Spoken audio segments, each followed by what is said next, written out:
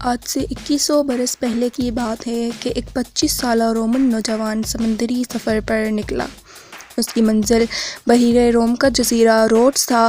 یہاں وہ فلسفہ پڑھنا چاہتا تھا اور تقریر کرنے کے گڑ سیکھنا چاہتا تھا، لیکن ہوا یوں کہ راستے میں بحری ڈاکوؤں نے اسے اغوا کر لیا اور اس سے 20 ٹیلنٹ تاوان مانگا۔ یہ رقم ایک اندازے کے مطابق آج کے دور میں 9.25 کروڑ روپے سے زیادہ بنتی ہے۔ جب نوجوان نے یہ رقم سنی تو ہنس پڑا، کہنے لگا، تمہیں میری قیمت کا اندازہ نہیں، میری قیمت تو کم از کم 50 ٹیلنٹ یعنی 23 کروڑ روپے سے زیادہ ہے۔ اور اس نے ڈاکوؤں کو 50 ٹیلنٹ ہی دے کر رہائی حاصل کر لی۔ وہ ڈاکوؤں کو دھمکی دے کر گیا تھا کہ رہا ہوتے ہی وہ انہیں سولی پر لٹکا دے گا۔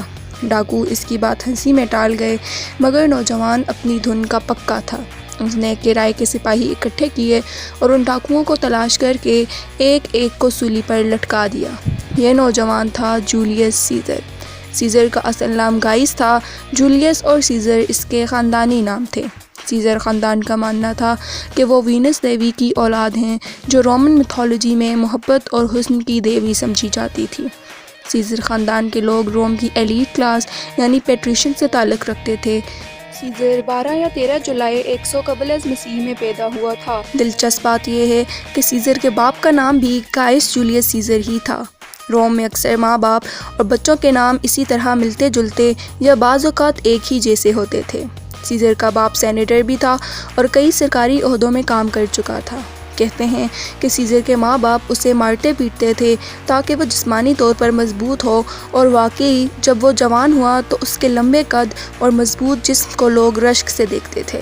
سیزر کی صرف 2 بہنیں تھیں، کوئی بھائی نہیں تھا۔ اس لیے جب 16 برس کی عمر میں اس کے سر سے باپ کا سایہ اٹھ گیا تو سیزر اپنے خاندان کا سربراہ بن گیا۔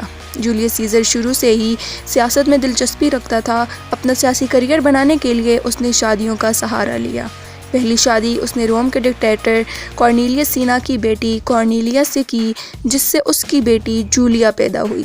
لیکن سیزر کی بدقسمتی کہ جس برس شادی ہوئی اسی برس سینا ایک فوجی بغاوت میں مارا گیا۔ اب سینا کی حریف سلا نے روم پر قبضہ کر لیا۔ یہ شخص سینا اور اس کے خاندان کے خون کا پیاسا تھا۔ اس نے سیزر کو حکم دیا کہ وہ سینا کی بیٹی کارنیلیا کو طلاق دے دے، لیکن سیزر نے انکار کیا اور سلا کی طرف سے کسی انتقامی کارروائی سے بچنے کے لیے وہ فوج میں شامل ہو کر موجودہ ترکی کی طرف چلا گیا، جس کا ایک چھوٹا سا حصہ اس وقت رومن صوبہ ایلیشیا کہلاتا ہے۔ تاہم کچھ عرصے بعد سیزر نے روم میں اپنے طاقتور دوست کی مدد سے سلا سے صلح کر لی اور روم لوٹ آیا۔ سیزر کی روم واپسی کے دوران ہی سلا کا انتقال ہو گیا اور سلا کے ایک قریبی ساتھی پومپی نے روم کی حکومت سنبھال لی۔ سیزر نے روم میں پومپی سے بھرپور دوستی کر لی۔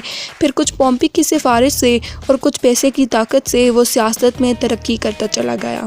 اس نے وکیل سے اپنا کیریئر شروع کیا تھا، پھر وہ میجسٹریٹ بنا۔ اس حیثیت سے اس نے اپنے ذاتی خرچے پر بڑے پیمانے پر کھیلوں کے مقابلے منعقد کرائے۔ ان کھیلوں سے وہ عوام میں مقبول تر ہو گیا، لیکن کھیلوں کے بھاری اخراجات کی وجہ سے وہ قرض میں بھی بری طرح سے پھنس گیا۔ مگر اس کو کوئی پرواہ نہیں تھی اور مختلف عہدوں سے ترقی کرتے کرتے رومن صوبہ اسپین کا گورنر بن گیا۔ لیکن سیزر کو سرکاری عہدوں کے ساتھ ساتھ ایک اور بات میں بھی دلچسپی تھی، اور وہ تھی فتوحات۔ سیزر کو یونانی شہنشاہ سکندر اعظم یعنی الیگزینڈر دی گریٹ پر ہمیشہ رشک آتا تھا۔ ایک بار اس نے اسپین میں سکندر اعظم کا مجسمہ دیکھا تو رونے لگا اور کہا کہ میں ابھی تک کوئی علاقہ فتح نہیں کر پایا۔ سیزر فتوحات تو حاصل کرنا چاہتا تھا، لیکن ساتھ ہی وہ روم پر حکومت بھی کرنا چاہتا تھا۔ اس وقت روم میں 2 ہی لوگ طاقتور تھے، ایک پومپی جو کہ مشہور جرنیل تھا، اور دوسرا مارکس کروسیس جس کا شمار روم کے امیر ترین لوگوں میں ہوتا تھا۔ سیزر کو یقین تھا کہ وہ پومپی اور کروسیس کو اپنے ساتھ ملا کر روم پر حکومت کر سکتا ہے، مگر مسئلہ یہ تھا کہ سیزر کی تو ان دونوں سے دوستی تھی، مگر یہ دونوں یعنی کروسیس اور پومپی ایک دوسرے کے دشمن تھے۔ سیزر نے کوشش کر کے ان دونوں کی صلح کرا دی اور تینوں نے یہ طے کیا کہ وہ مل کر روم پر حکومت کریں گے۔ سیزر نے پومپی سے اپنی دوستی کو اور مضبوط کرنے کے لیے پھر شادی کا سہارا لیا، اور اس بار اس نے اپنی 17 سالہ بیٹی جولیا کی شادی 47 برس کے پومپی سے کر دی۔ اور اسے اپنا داماد بنا لیا۔ سیزر کی بیوی کورنیلیا بھی انتقال کر گئی۔ اس نے پومپی کی ایک رشتہ دار لڑکی پومپیا سے شادی کر لی۔ اب پومپی کی سیاسی طاقت اور کراؤسس کی دولت دونوں سیزر کے ہاتھ میں تھی۔ پہلی بار روم پر 3 لوگ مل کر حکومت کر رہے تھے۔ پومپی اور کراؤسس کی حمایت سے سیزر 59 قبل از مسیح میں 1 سال کے لیے رومن سینٹ کا کونسل بھی بنا، جو کہ روم میں سب سے طاقتور سیاسی عہدہ تھا۔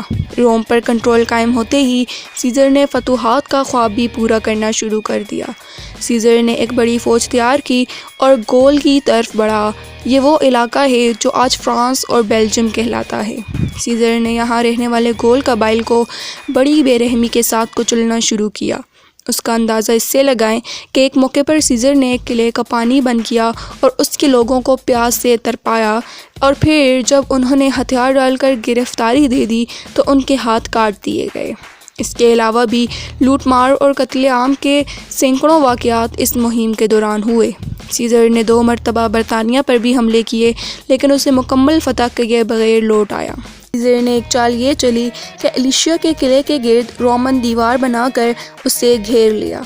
اس دیوار کے پیچھے سیزر کی فوج کھڑی تھی اور فوج کے پیچھے ایک اور دیوار تھی۔